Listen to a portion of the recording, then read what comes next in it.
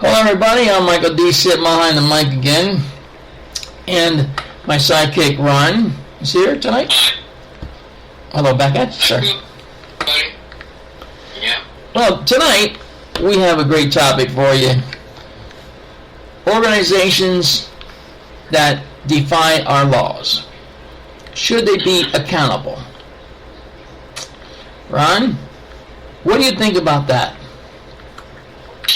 Well, there's a lot of trouble lately with some of these national organizations because they're doing a lot of demonstrating and they're blocking public highways and things like that, and causing a lot of trouble for the police for one thing, and for people that want to travel, that have to travel, have to get to work or get home from work or whatever.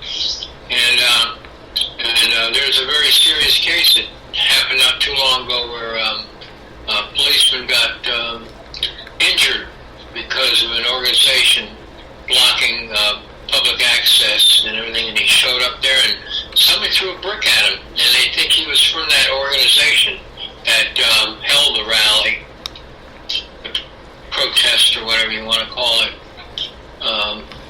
What do you think of that? Oh, by the way, a court said that decided that the policeman could sue that organization for blocking the road in the first place, that made him come out to the scene. Do you know that organization that did that? No, I don't. It happened to be Black Lives Matter. Oh, wow. They're getting themselves in a lot of trouble here and there. Mm-hmm. Well, I don't know about getting in trouble or anything, but I can't see half of the things they're doing that make any sense. You want to tell the folks out there when you were telling me about the woman police officer that got shot in the jaw? That story? I believe that story I was telling you was back on September the 14th of this year. Okay? In LA? That's right, in LA County. An Afro-American individual approached the squad car that her and her partner were sitting in and just opened fire. Well, the female officer was shot in the jaw, but and she had sense enough to help her partner, which was injured. Okay? Now, that was beyond heroism, what she did. Okay? Everybody needs to take note what a tough job the cops do have. Nobody out there has to try and make it any worse. Okay, the person that shot her in the jaw and possibly injured her partner there, who was a man, a male police officer, was he part of the organization? I don't know, to be honest with you.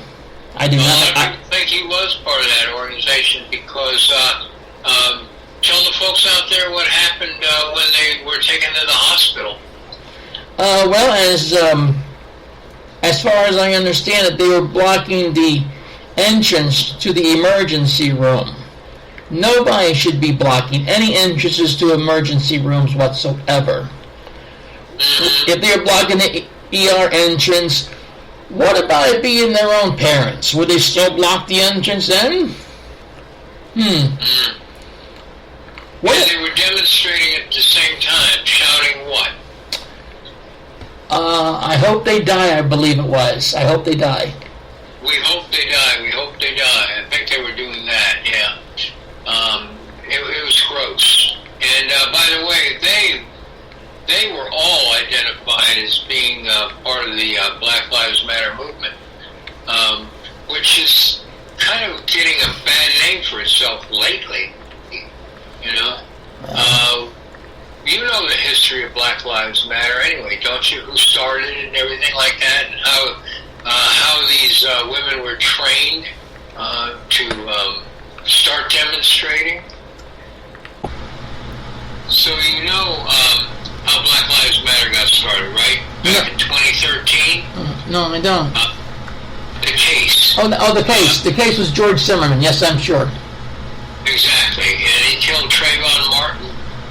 That's correct. He said in self-defense and everything. The courts let him go, and that rose a lot of ire, especially among Black Americans. And so Black Lives Matter was formed by at least 2 women, if not 3 women. One, for certain, was trained to be an active Marxist, okay, which was sort of like communism. But, and this is the organization today, still run by the same people, and hundreds a year join. That organization is getting bigger and bigger all the time. You told me recently where else in the world they have influence. Do you remember what you told me? Yeah, the United Kingdom. Over that way, they've had a lot of problems. In parts of Asia, they've had problems over there as well. Yeah. Have they gone into Africa yet and stuff like that, or no? I have no clue. Has it gone to Africa or not? Okay, they seem to be spreading out quite a bit, but they're based here, and they're quite vocal, and they are running into some resistance now, and they might find themselves sued out of existence if this trend keeps up the way they're headed. So, who knows? What are your thoughts on that, Mike? Well, Ron, I got other things on my mind that I'd like to bring up,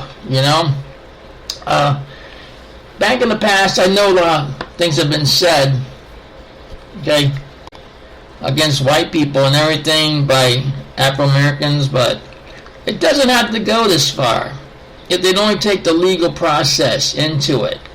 They don't have to try and block any entrances to, ER rooms, harming the innocent people that are in there. Ron, are there any other thoughts you have? Well, actually, I don't know how they progressed, you might say, to being against police, because after all, Black Lives Matter was formed when a security guard, a self-proclaimed security guard anyway, not really a policeman at all, was protecting his community, he said, just George Zimmerman, against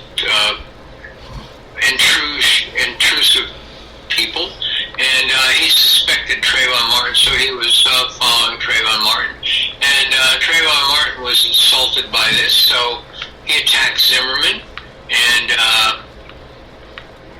the truth of the matter is that Trayvon Martin, being as young as he was, and Zimmerman probably being in his 30s or something like that, was being beaten up by a teenager that was about 16 or 17 years old. I guess he was 17. And he was beating Zimmerman's head into the asphalt when Zimmerman barely got his gun out and shot this young man and killed him right there. And wasn't arrested at first because Florida had a law that you could use force against a person that was trying to kill you, and which he did, and he was let go at first, but then later arrested, and then brought to trial and set free again, and then Black Lives Matter started some 17 months after that, I think. But now they've changed their focus. It's all on the law, all against the law now. They call it police brutality, as if all police officers are potentially brutal. And that's just not so. They're not.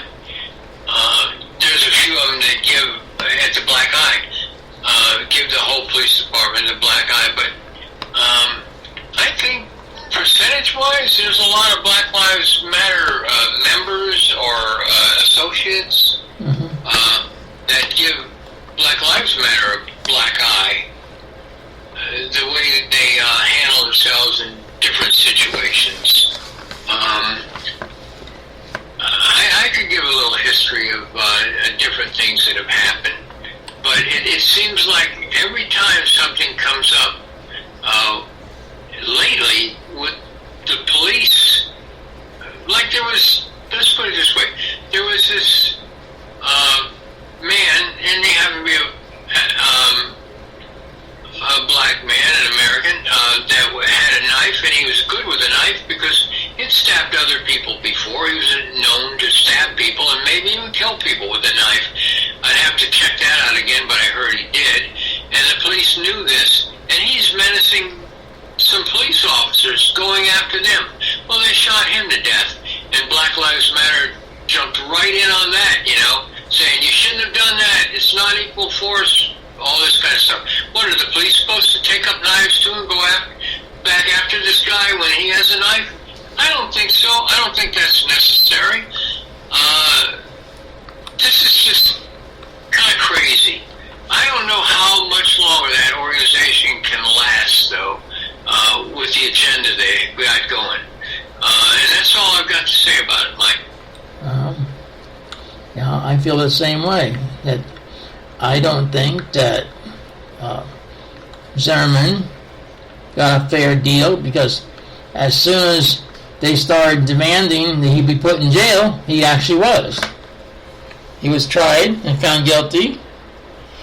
Not guilty, actually. Well, yes. I correct myself. Okay. Released. And then they were protesting that he needs to be arrested. Well, hello.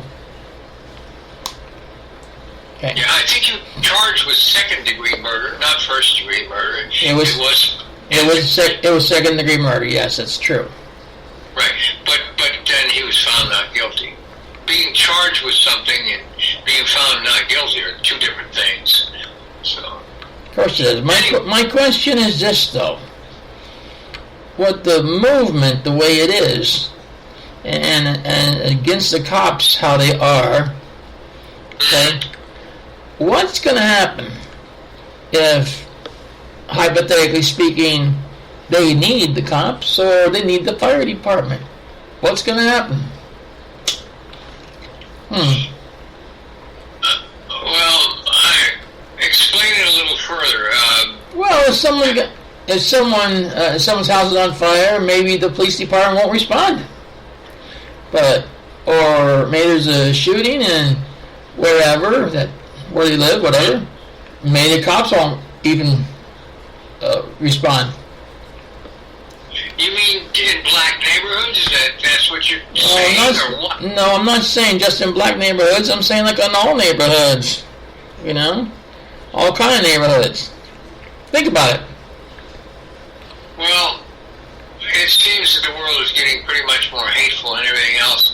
Anybody that goes anywhere, any first responders can be in danger these days for any reason.